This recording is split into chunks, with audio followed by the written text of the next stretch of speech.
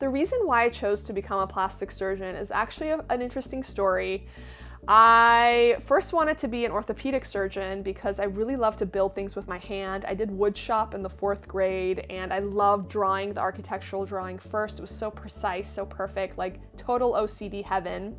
And then actually building it, you know, staining the wood. I love to build it as well. So I was kind of choosing in my brain architecture versus orthopedic surgery. I kind of nixed out architecture because I didn't want to be behind a desk. I actually not only wanted to design things, I wanted to build them. And I started following around an orthopedic surgeon for a while who did a lot of hip replacements and knee replacements.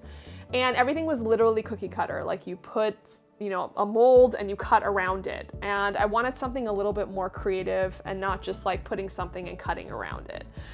So I had a friend that was like, well, why don't you consider plastic surgery? So I started following around a plastic surgeon, starting in, I think it was like my first year of medical school, and I absolutely adored it, loved it. That person I was following became my mentor, and I have never looked back. A lot of times people follow up with, well, how did you get into skincare as a surgeon? And I will tell you, after my first few facelifts, I thought I did like the best job. But then looking at it, I was like, you know, the skin is still wrinkled and it still has spots all over it. And I started thinking about it like making a clean bed. I can tuck the sheets as neatly as possible, but if the sheets are wrinkled and there's a big stain on them, it's still not a bed you want to sleep in. It's still a dirty bed. So I really realized that I have to kind of take a more holistic approach to rejuvenation.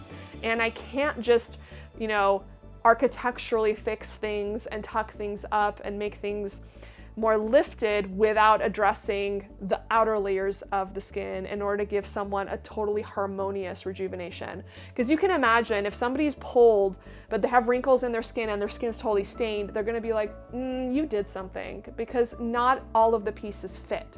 So in order for me to stick to my natural by Nazarian philosophy, I decided that I have to really study all of the aspects of aging and address each of them one by one to make sure that when somebody looks at you, it all makes sense.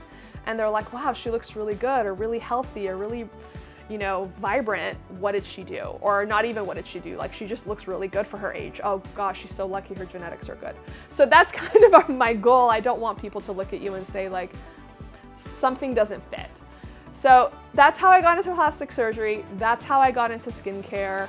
And I wanted to share that with you so you get a little bit of an idea of how my approach is to rejuvenation and to overall beauty and health.